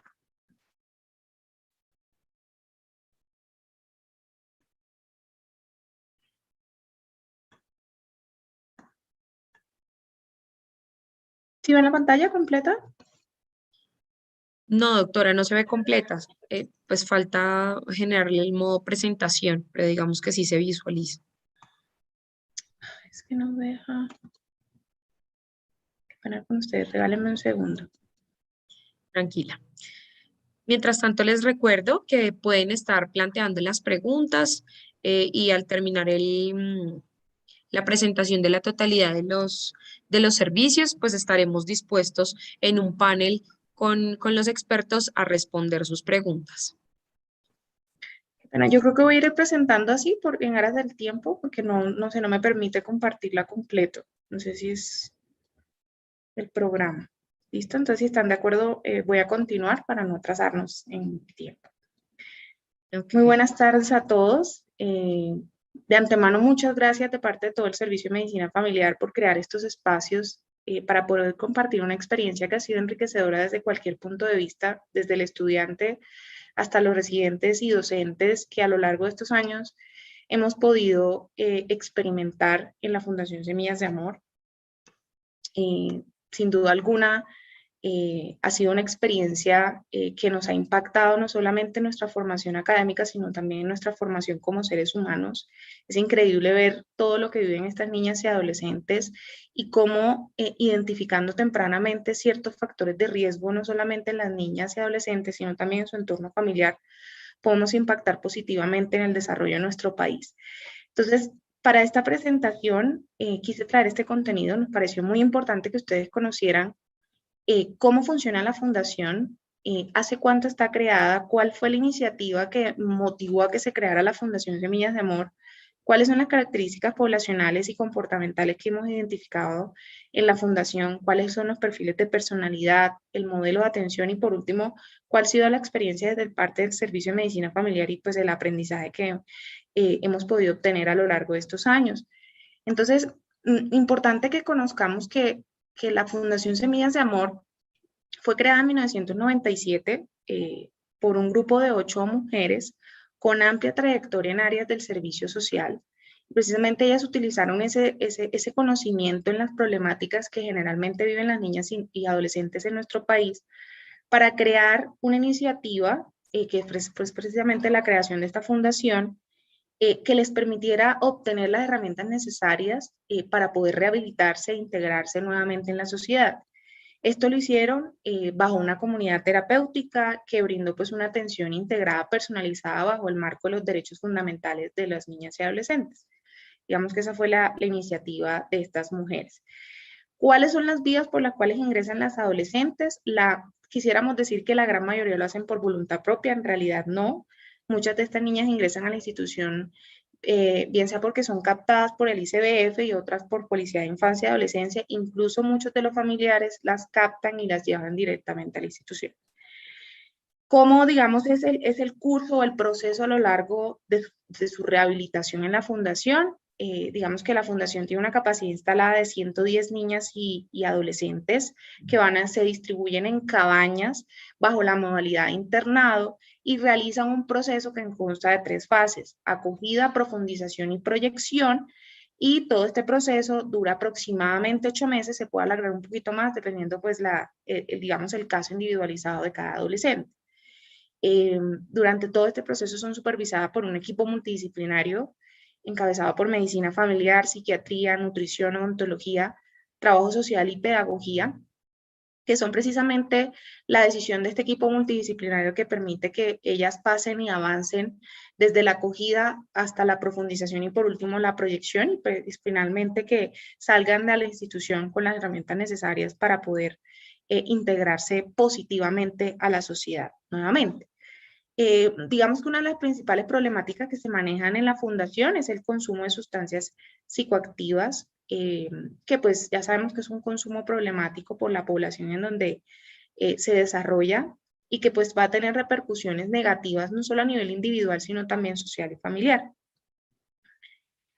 ¿Cuáles son las características de la población que hemos podido identificar? La principal es el consumo de sustancias psicoactivas, pero también hemos podido ver ciertos grados de disfuncionalidad familiar, situaciones de abuso sexual, situaciones de ilegalidad, que incluyen no solamente hurtos, sino también, digamos, contextos de prostitución. Muchas de esas niñas son habitantes de calle, son vulneradas en sus derechos sexuales y reproductivos, son desvinculadas del sistema y incurren en lo que es deserción escolar. Dentro de las características comportamentales, la dificultad para relacionarse con sus pares es una de las cosas, digamos, que prevalecen en las valoraciones que hacemos de estas niñas y adolescentes, dificultad para comunicarse, para asumir normas y reglas y dificultades en el aprendizaje. Entonces, digamos que estos son uno de los principales objetivos que se quieren alcanzar a la hora que estas niñas salgan de esto, todo su proceso de rehabilitación. ¿Cuáles son los perfiles de personalidad que hemos podido identificar? Pues la ansiedad y depresión que pueden aparecer asociadas al consumo o estar lejos, pues que no puedan seguir consumiendo o incluso estar lejos de sus familias. Muchas de esas niñas incurren en la ansiedad y la depresión. Muchas de ellas ya las tenían previamente al ingreso y otras pues se exacerba mientras están institucionalizadas. Muchas de estas tienen déficit de habilidades sociales, déficit en estrategias de afrontamiento, tienen poca tolerancia a la frustración y pues la baja autoestima. Eso, digamos, son las más prevalentes en la población que manejamos durante las valoraciones por parte del Servicio de Medicina Familiar. Entonces, ¿qué ha hecho la Fundación? Tratar de organizar acciones que van encaminadas precisamente a tratar de, o bajo la referencia de la dinámica niña, familia y red de apoyo, tomando como referencia diferentes ámbitos, no solo a nivel de salud, sino también psicosocial, académico, ocupacional y espiritual. Todo esto con el fin de avanzar en todo ese proceso de rehabilitación, de desarrollo integral y de favorecer la calidad de vida. Entonces, la Fundación ha establecido un modelo de atención que permite ayudar en todo ese proceso de rehabilitación. Entonces, digamos que en todos esos procesos, esas tres fases que ya les habíamos comentado, ellos tratan de generar hábitos y entornos saludables, identificar, reconocer y fortalecer competencias y habilidades, construir y ayudar en el fortalecimiento de las niñas y adolescentes, y crear el escenario perfecto para que ellas se sientan nuevamente incluidas en la sociedad y se sientan que tienen voz y voto, no solamente digamos, en lo que ellos van a hacer en la sociedad, sino cómo se desenvuelvan a lo largo de su vida. Factores de generatividad es otro de las cosas que se hacen dentro del modelo de atención y pues favorecer, digamos, esa interlocución y relación con sus pares y con su entorno. Entonces, ¿cuál ha sido la experiencia desde el Servicio de Medicina Familiar? La Fundación Universitaria de Ciencias de la Salud, bajo la modalidad de docencia-servicio, nos ha permitido poder realizar valoraciones por parte del Servicio de Medicina Familiar mediante la entrevista del adolescente, en las cuales nosotros realizamos una atención integral que incluye actividades de mantenimiento de la salud como prevención, inmunoprofilaxis, quimioprofilaxis, tamizaje, y según lo que obtengamos y la información que podemos obtener de toda esta valoración integral del adolescente, establecer un plan de educación que sea individualizado para cada adolescente. Entonces, ¿cuáles son las fases de este modelo de atención? Hemos podido integrar estas fases con lo que se realiza en la Fundación. Entonces, una de las primeras es precisamente esta vida saludable, que incluye pues obviamente el concepto desde medicina familiar, pero también de odontología y nutrición, si identificamos algún tipo de factor de riesgo. El desarrollo de potenciales, entonces mediante la pedagogía y las capacitaciones que se realizan en la institución, teniendo en cuenta las habilidades y el perfil y las, digamos, ciertas características que identificamos en los adolescentes, tratamos de orientarla hacia el proyecto de vida y lo que más encaje según su personalidad. Entonces, precisamente ese proyecto de vida tratamos de enaltecer esas habilidades y esas expectativas que tiene el adolescente para que una vez salga de la institución, terminen el colegio, porque muchas de esas niñas incurren en la deserción escolar, como le hemos venido comentando. Y la idea es que estas niñas puedan orientarse un poquito hacia, bueno, terminan el colegio, ¿qué vamos a hacer después? Estudiar, realizar algún estudio adicional que mejore obviamente su calidad de vida. Esto con el fin de favorecer la construcción de ciudadanía, ¿sí? Que éstas se integren favorablemente otra vez a la sociedad y fortalecer no solamente a nivel personal, sino también todo ese entorno familiar. Hemos identificado que muchas de estas niñas vienen de entornos familiares bastante disfuncionales. Recordemos que la familia es la unidad, digamos, que permite funcionar el ser humano, es, digamos, es esa zona o esa parte de nuestra vida donde todo el ser humano, todos los seres humanos regresamos y donde nos sentimos seguros.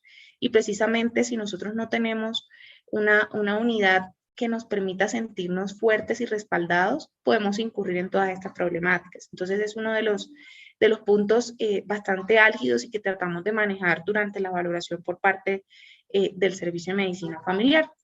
Entonces, en esta entrevista que les estaba comentando, nosotros utilizamos una herramienta importantísima, es el acrónimo HEADS, que nos permite, digamos, tener un concepto un poco más global que nos permite identificar factores de riesgo en el adolescente. Entonces, digamos que en la primera letra de ese acrónimo nosotros miramos todo el hogar. Entonces, utilizamos instrumentos desde la medicina familiar que incluyen el APGAR familiar. Entonces, nos permite tener una idea de cómo funciona la familia, de qué factores de riesgo podemos identificar en ese núcleo familiar. El ecomapa, ¿sí? Y el familiograma, que nos permite mirar ciertas estructuras familiares y en qué entorno se desenvuelve el adolescente y poder intervenirlo tempranamente. Digamos que en la otra letra de la entrevista del adolescente tenemos muy en cuenta el empleo, porque hemos visto que, pues, como lo hemos mencionado, muchas ya trabajan desde muy corta edad, desde los 10, desde los 12 años, e incluso incurren en la ilegalidad, porque muchas de estas practican incluso la prostitución para poder proveer ese consumo problemático. Entonces tratamos de orientarlas a que tengan patrones de estudio adecuados, que les permitan tener un buen rendimiento académico, ciertos patrones de alimentación que son poco saludables, sobre todo porque estas niñas terminan siendo habitantes de calle, porque pues dentro de su entorno familiar no conciben que consuman, entonces ellas prefieren irse a la calle y seguir consumiendo bajo condiciones que son poco seguras. Otra de las cosas que tratamos de mirar son las actividades de recreación que estas niñas realizan, porque muchas de estas dedican gran parte de su tiempo libre a consumir, incluso pueden llegar a hacerlo solas sin ningún tipo de compañía, lo que lo hace aún más problemático. Respecto a las drogas y la depresión, digamos que es de conocimiento de todos, hay muchas escalas que podríamos utilizar para poder hacer tamizaje o identificar factores de riesgo de consumo problemático. Digamos que en el adolescente usualmente utilizamos escalas como CRAF, Audit, ASIST. En el caso de la depresión incluso podemos aplicar escalas de tamizaje no diagnóstico, pero sí escalas de tamizaje como es PHQ-2 y PHQ-9, que nos permite orientarnos un poquito si de pronto esta paciente tiene factores de riesgo para poder tener eventualmente depresión. Y por último, ciertas conductas que nos orienten hacia un posible riesgo de suicidio. Incluso muchas niñas ya han presentado intentos de suicidio previo, entonces pues tratar de prevenir que vuelvan a ocurrir. Y pues conductas de riesgo en cuanto a su sexualidad. Como lo dije, muchas de estas niñas tienen muchas parejas sexuales desde muy corta edad, incluso se prostituyen para poder seguir consumiendo, lo que es aún más problemático. Entonces, con toda esta información tratamos de establecer actividades de mantenimiento de la salud. Una de estas es precisamente el tamizaje. Ya sabemos que todas las adolescentes, independientemente que consuman o no, son poblaciones de riesgo para enfermedades de transmisión sexual, entonces es importante siempre, digamos, que sea de conocimiento del profesional de la salud si existe algún tipo de factor de riesgo y pues solicitar los exámenes pertinentes. El consumo de sustancias psicoactivas, que es el tema álgido en esta fundación. con las escalas de tamizaje que ya les había mencionado, lo mismo depresión y ansiedad, y pues los trastornos de alimentación, que utilizamos otras escalas como es, digamos, la escala de tamizaje SCOFF. Entonces, con esta información nosotros tratamos de establecer un plan de educación que sea direccionado al contexto de cada paciente o de cada adolescente o niña que atendemos en la valoración, que incluye de entrada establecer los derechos y que sea de conocimiento de la niña y del adolescente, los derechos sexuales y reproductivos que tienen derecho. Que por más presión en que se sientan, ellas no deben permitir que sean vulnerados de ninguna manera, además de hacer una asesoría de planificación familiar. Como le había dicho, muchas de estas niñas ya han iniciado vida sexual tempranamente, entonces es importante hacer la asesoría de planificación con el método que más se ajuste a las necesidades de estas niñas, la prevención de accidentes, la higiene del sueño y pues estilos de vida saludables. ¿Cuáles han sido las barreras que hemos encontrado en todo este proceso? Muchas de estas pacientes son mal informantes y tienen poca disposición durante la entrevista, lo que hace que pues, sea un poquito difícil a la hora de obtener información y que nos orientarlas a lo largo de la consulta, pero afortunadamente ha sido más el aprendizaje que las barreras en todo este proceso. Como les había dicho, ha sido, digamos, una fuente enriquecedora de conocimiento desde nuestra formación, por lo menos en mi caso como residente de medicina familiar, durante la valoración del adolescente y pues todo esto de problemática del consumo de sustancias psicoactivas. El crecimiento personal ha sido bastante importante porque nos ha permitido compartir experiencias de vida con estas niñas y adolescentes y pues el poder de la educación, porque podemos ser gestores de cambio a nivel personal, pero también familiar, social y cultural. Entonces, muchas gracias por escucharnos y muchas gracias por permitirnos compartir esa experiencia. Gracias a usted, doctora. Muy amable. Bueno, seguimos con las preguntas que ustedes tengan hacia los ponentes. Invito a todos los ponentes inicialmente a que abran sus cámaras para poder resolver las preguntas que nos haga el público.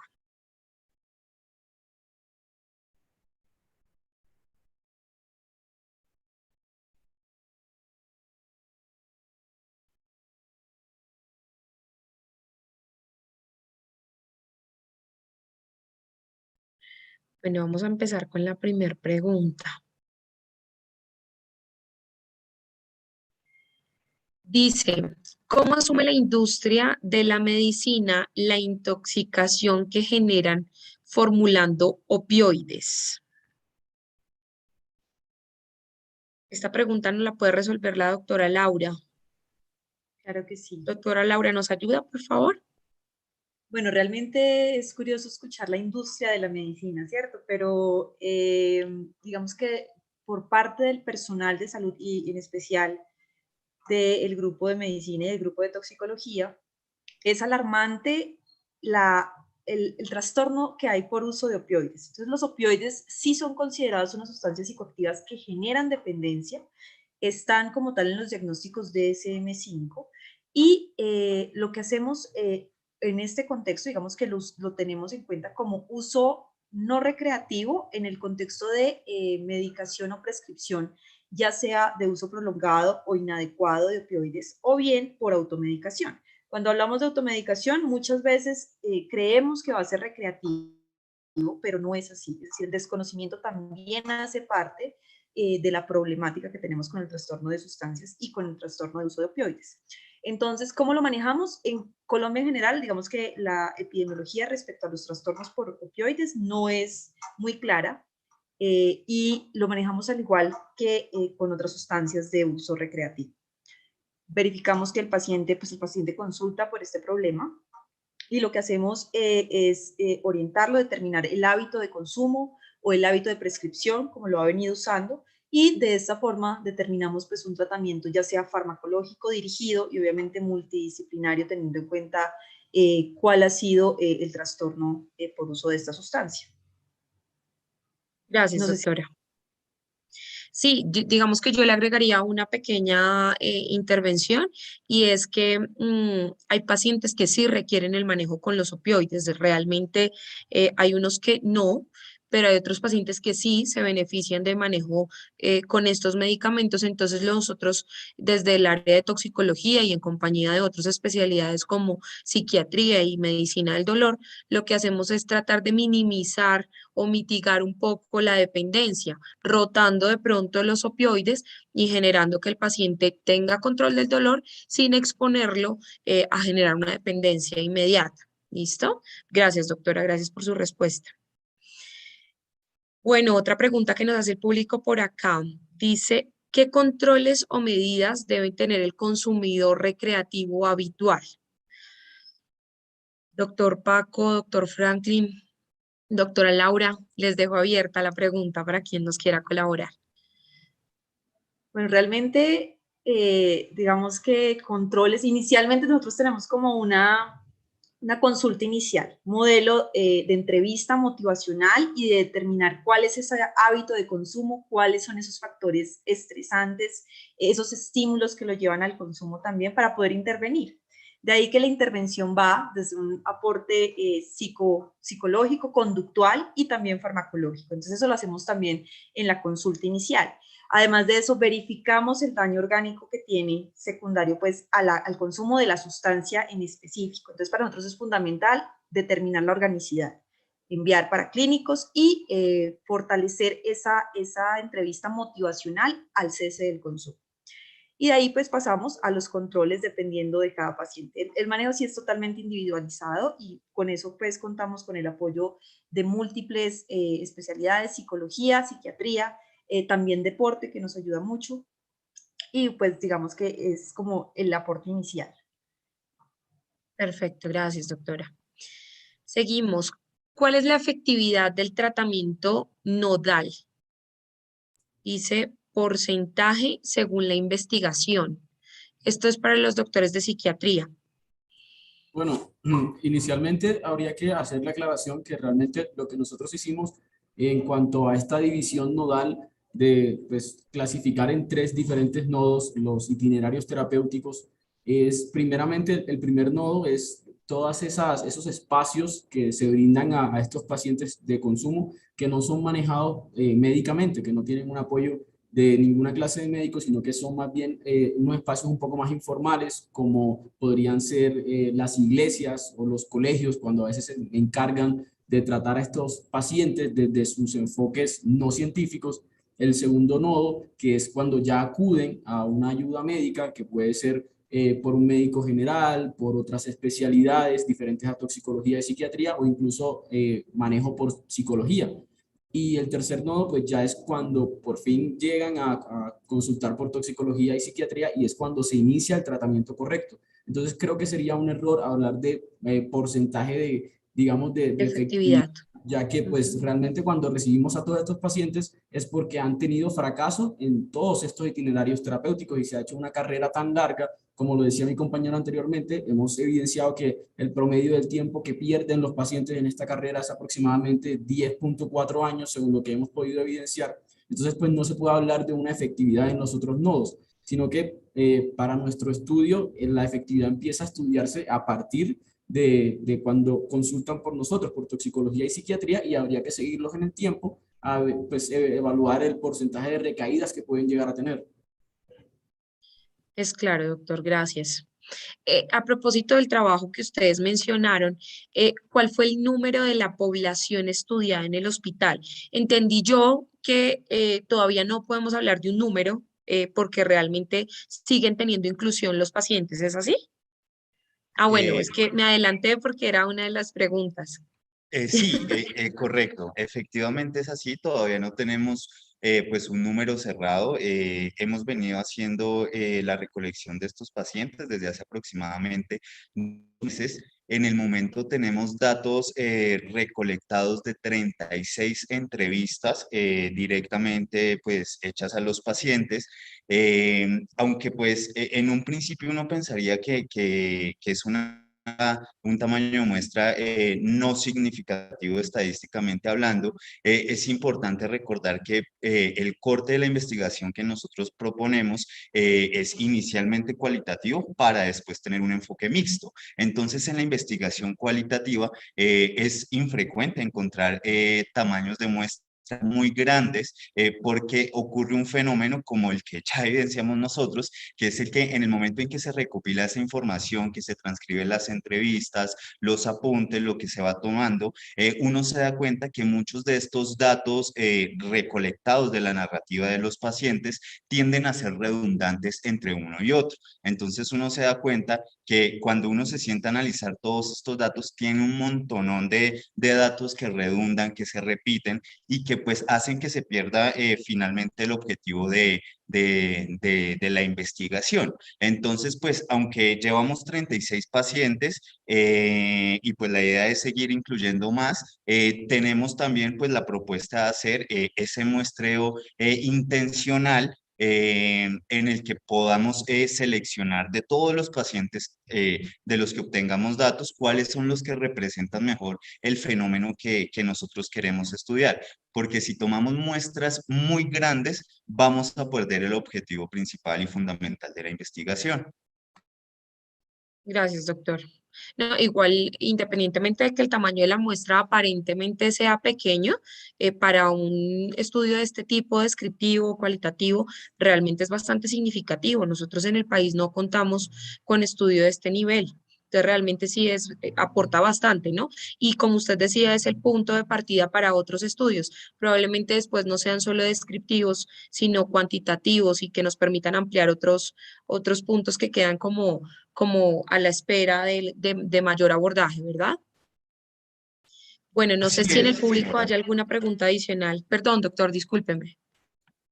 No, que efectivamente así es y pues de hecho la idea es una vez obtenidos estos datos cualitativos ya someterlo pues a los enfoques positivistas y cuantitativos a los que pues venimos acostumbrados en la medicina y pues ya identificar diferentes medidas de asociación que pues nos permitan hablar epidemiológicamente pues con mayor seguridad y pues con datos cuantitativos que respalden lo que encontramos en la investigación cualitativa. Exacto, así es. Gracias, doctor. Bueno, ¿el público tiene alguna pregunta adicional para nuestro panel?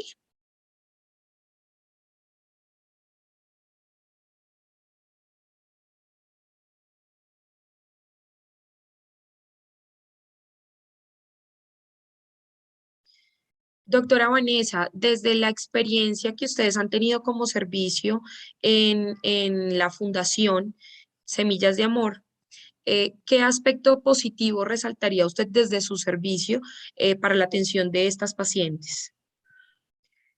Pues nada, digamos que desde la atención primaria nosotros realizamos como es de conocimiento actividades de mantenimiento de la salud. Entonces, digamos que como una de las características poblacionales más importantes es el consumo. Desde el aprendizaje desde medicina familiar hemos podido aplicar todas las escalas de tamizaje que ya les había comentado en la presentación.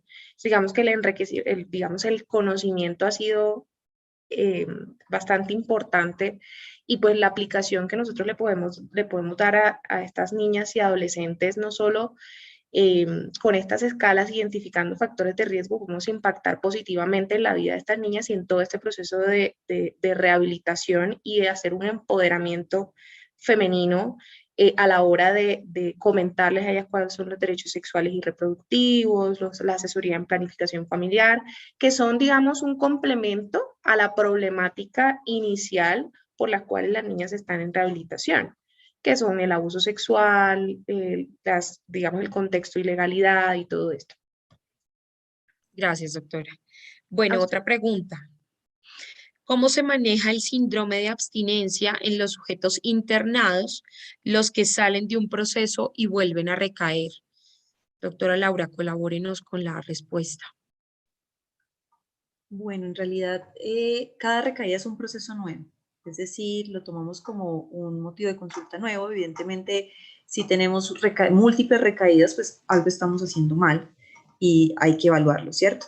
Con respecto al síndrome de abstinencia, que es una de las complicaciones más frecuentes respecto al trastorno por consumo de sustancias, lo manejamos de tal forma como un síndrome orgánico, es decir, tiene una base fisiopatológica y como tal la manejamos, digamos, en el servicio de urgencias porque es una urgencia. Entonces, eso es algo importante porque muchas veces no lo vemos o no se entiende así en los servicios de urgencias. Síndrome de abstinencia es una urgencia y puede llegar a complicaciones incluso fatales, de tal forma que debemos iniciar un manejo de evaluación de riesgo, es decir, qué tan grave es este síndrome de abstinencia y pues, dependiendo de qué sustancia, y según la gravedad realizar el manejo, tanto farmacológico como, digamos, intrahospitalario y con la ayuda pues de un equipo multidisciplinario. Doctora, hay una presunción y es que hay ciertas sustancias psicoactivas que no generan síndrome de abstinencia tan fuerte como otros. ¿Ustedes desde la experiencia del manejo de estos pacientes en el día a día están de acuerdo con ese adagio popular? Precepto, sí. Lo vemos muchas veces, el consumo es muy individualizado, ¿cierto? Y las sustancias, sí, evidentemente hay unas sustancias más fuertes que otras, que generan más efectos que otros y también que tienen unos rangos de tolerancia a la hora del consumo que son diferentes entre ellas. Evidentemente un síndrome de abstinencia a heroína va a ser muy diferente a un síndrome de abstinencia por cannabis, que muchas veces incluso está relegado o se considera que no lo tiene. Entonces sí, dependiendo de la sustancia, hay sustancias que generan síndromes de abstinencia severos, hay otras incluso, algunas que no se ha asociado como tal a un cambio orgánico que genere abstinencia, como por ejemplo los hidrocarburos. Entonces, en ese aspecto, digamos, sí tiene una base científica que lo justifique. Perfecto, gracias. Otra pregunta, ¿existe algún tipo de consecuencia de comportamiento en las personas que son ingresadas en los internados a rehabilitación?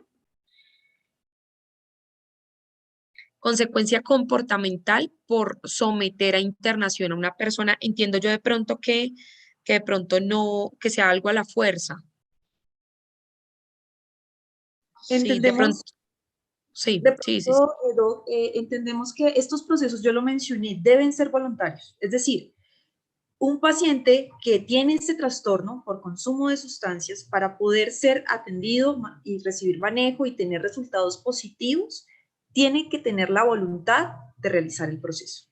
Sin una voluntad es como un paciente hipertenso que básicamente tiene una crisis de hipertensión, no quiere ir al hospital precisamente por eso. Esto es una enfermedad adictiva, esto es un trastorno orgánico que debe ser manejado y que debe requerir de la voluntad del paciente para poder lograr unos resultados positivos y un buen pronóstico en el tratamiento. Entonces sí se requiere de ese patrón de comportamiento, digamos, aceptable, digamos, o que acepte, digamos, cierto tipo que acepte el manejo, el abordaje que se le está haciendo. Igual hay que educarlo, ¿cierto? Eso es fundamental. Y en el contexto de esos pacientes menores de edad, en donde pues realmente son casi que llevados por sus padres a iniciar este tipo de procesos, No, ¿existe alguna diferencia? claro, ese es otro contexto. En los pacientes menores de edad, evidentemente el acudiente es su representante legal y de hecho muchas veces lo vemos con instituciones que los envían a nuestro servicio para ser atendidos, tanto el ICBF, comisarías de familia, y ellos sí tienen, digamos, la responsabilidad de acceder según lo que digan sus acudientes. Digamos que eso es lo que demanda en el momento las instituciones. Entonces existe un alto porcentaje de recaída o de riesgo de recaída en caso de que el proceso no sea voluntario, ¿verdad? Lamentablemente sí. Listo, gracias, doctora. Otra pregunta, De ¿se hecho, tiene alguna sí, articulación? Perdón, doctor, tranquilo. excúseme. Pues, quería pues hacer una pequeña intervención respecto a lo que se está hablando y es que el riesgo de internar o de acceder a estos servicios a un paciente que no tiene la voluntad de hacerlo es desarrollar cambios conductuales dados principalmente por síntomas ansiosos. Entonces, pues realmente es prácticamente imposible mantener a estos pacientes hospitalizados haciendo un proceso de desintoxicación o deshabituación cuando no hay la voluntad, ya que también vamos a estar manejando prácticamente un síndrome ansioso. Entonces, eso complica aún más, o sea, hace prácticamente imposible realizar este tipo de procesos de esta manera. Doctor, en caso de que se presenten este tipo de cambios que usted menciona, ¿cómo se deben manejar?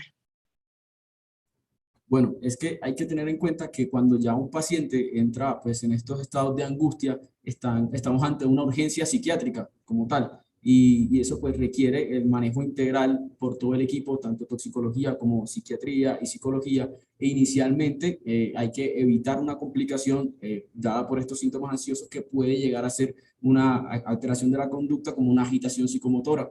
Y pues lo que se trata de hacer es hacer inicialmente un desescalonamiento verbal, tratar de calmar al paciente desde las posibilidades de la comunicación verbal, pero pues cuando ya no es posible, toca recurrir a medidas como la contención mecánica o medidas farmacológicas. Sin embargo, pues no se debe llegar a este punto. Ya, si llegamos a esto, estamos hablando de un fracaso porque se está tratando de un paciente que lo que se quiere es realizar una deshabituación o una desintoxicación de una sustancia. Entonces no tiene ningún sentido llegar a este punto. Por eso es tan importante que el paciente tenga la voluntad de hacerlo, si no va a ser un fracaso completo. Perfecto, gracias, doctor. Doctora Vanessa. Siga, doctor. Y es importante aquí también resaltar que, pues digamos que uno de los roles más importantes que entramos a tener nosotros como servicios de salud mental, tanto psicología como psiquiatría, es trabajar principalmente en esa conciencia de la enfermedad adictiva, que pues realmente va a ser como ese punto de quiebre que va a generar un impacto positivo a largo plazo en el paciente, porque si el paciente no tiene una introspección adecuada, una conciencia de la enfermedad adictiva, realmente ninguno de los manejos que nosotros queramos instaurar van a terminar siendo efectivos a largo plazo. Entonces es por esto mismo que la enfermedad adictiva va a requerir de un manejo interdisciplinario que pues va a involucrar las diferentes especialidades que pues ya hemos venido. Gracias. A la doctora Vanessa, me está preguntando un poco acerca de cómo es el abordaje desde el servicio de medicina familiar a las pacientes en la fundación.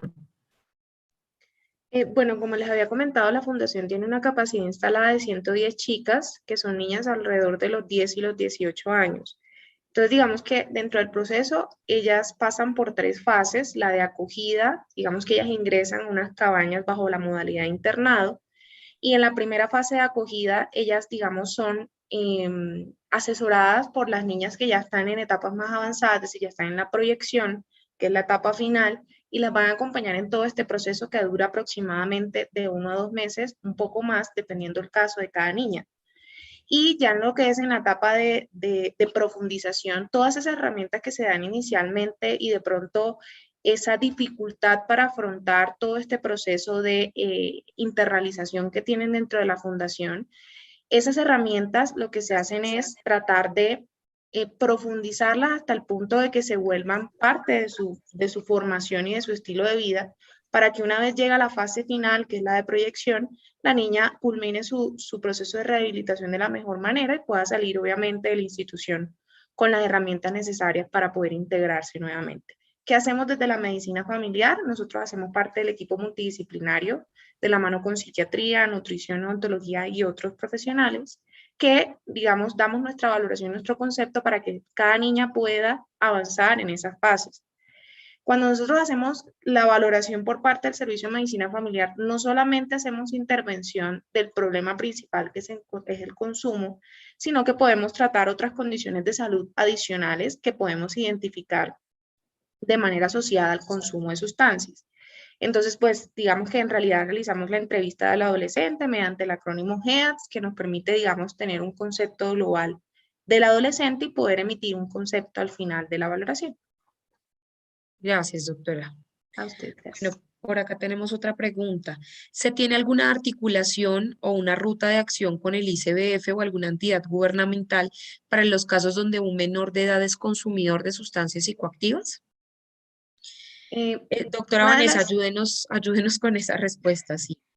Bueno, una de las vías de acceso es precisamente que sean captadas, es decir, el ICBF lo único que hace es captar a la niña, bien sea bajo la modalidad de ilegalidad, por hurto o por prostitución, o que la niña sea habitante de calle y ellos se dan cuenta que es menor de edad, las llevan a la institución y el resto se hace en la fundación con el equipo multidisciplinario que ya lo habíamos mencionado. Ha pasado muchas veces casos de niñas que obviamente no quieren estar institucionalizadas, sino que es la familia que las capta y las lleva a la institución, pero generalmente es el ICF y la Policía de Infancia y Adolescencia, pero obviamente la fundación está bajo la supervisión del ministerio. Pero pues él solo hace la función de captar a la niña y llevarla a la institución. Y una pregunta, doctora, en caso de que no estemos hablando de la fundación como tal, ¿cómo yo actuaría como mamá de un menor de edad si encuentro o detecto consumo de sustancias psicoactivas? ¿Qué haría yo? ¿Qué podría hacer? Una de las formas, y es la más frecuente, ellas se comunican directamente con el ICBF, exponen el caso y el ICBF es como la conexión directa con la fundación para poder hacer la captación e ingresarla en todo el proceso de rehabilitación. Y obviamente durante todo el proceso ellos hacen una supervisión, digamos, constante a todo el proceso. Ok. Doctora Laura, ¿usted nos puede contar la experiencia del servicio de toxicología en cuanto a esos pacientes que llegan en menores de edad, llevados por sus padres, que de pronto el ICBF no ha detectado o no han sido notificados? ¿Cómo se manejan estos pacientes? Bueno, estos pacientes, evidentemente, digamos, muchos no van con voluntad de hacer el proceso de deshabituación y no tienen introspección sobre la enfermedad adictiva. Es la mayoría de los casos, no estoy diciendo que sean todos, ¿cierto? Y en ese contexto, digamos que prima principalmente es la conducta o la decisión de los padres como acudientes. Muchas veces sí vemos que algunos llevan algún documento, ¿sí?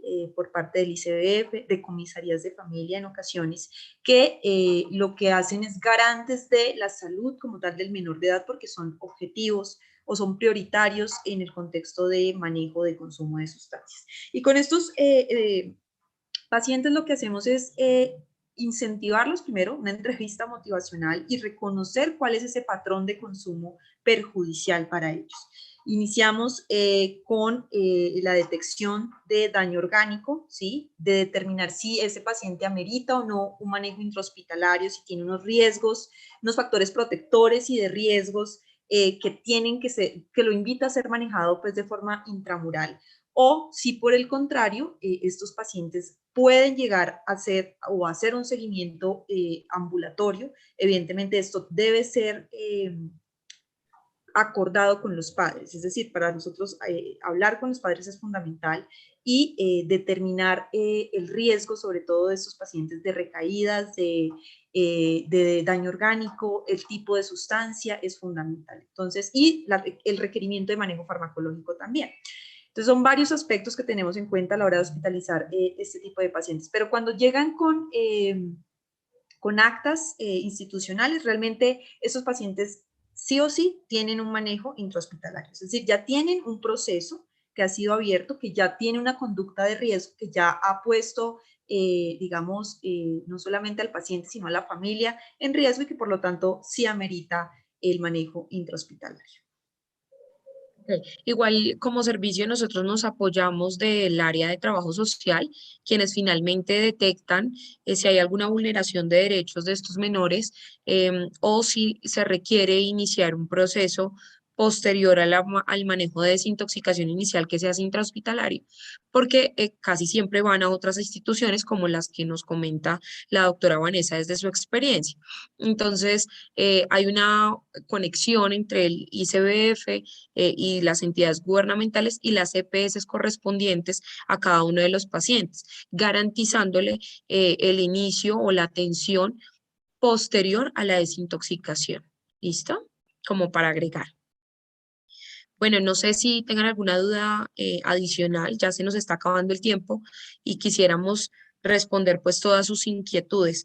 Para todos nosotros ha sido un placer completamente compartir este espacio, compartir nuestra experiencia y nada, estamos como dispuestos a responder sus dudas o sus inquietudes. Estoy revisando que no me haya faltado ninguna pregunta por responder, pero creo que estamos completos. Muchas gracias, doctora Vanessa, por su participación. Gracias, doctor Franklin. Gracias, doctor Paco. Gracias, doctora Laura. Gracias a todos los servicios que muy amablemente nos han apoyado para el evento. Ha sido un placer compartir con ustedes esta tarde. Muchas gracias. Muchas gracias, doctora. Yo creo que Gracias, doctora. placer para todos. Muchísimas gracias por la invitación a participar en estos eventos. Para nosotros es grato estarlos acompañando el día de hoy y nada, muy chévere las experiencias que ustedes nos han compartido y esperamos pues futuros eventos en los cuales pues también podamos participar en las experiencias desde el servicio de psiquiatría. Muchas gracias a todos. Gracias, doctor. Que tengan muy buena tarde. Hasta luego. Muchas gracias. Hasta luego. Hasta luego.